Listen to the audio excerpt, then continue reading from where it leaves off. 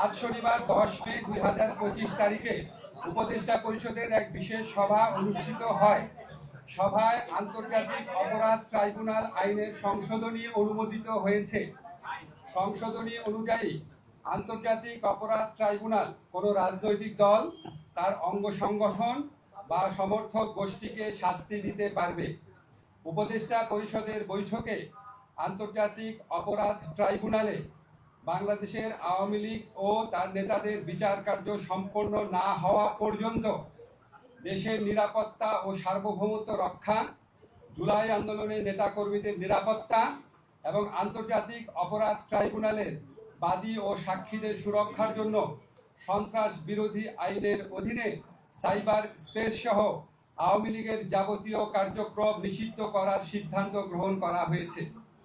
এ বিষয়ে প্রয়োজনীয় পরিপত্র পরবর্তী কর্মদিবসে জারি করা হবে। এর পাশাপাশি আজকের উপদেষ্টা পরিষদের বৈঠকে জুলাই ঘোষণাপত্র আগামী 30 কার্যদিবসের মধ্যে চূড়ান্ত করে প্রকাশ করার সিদ্ধান্ত গৃহীত হয়েছে। ধন্যবাদ।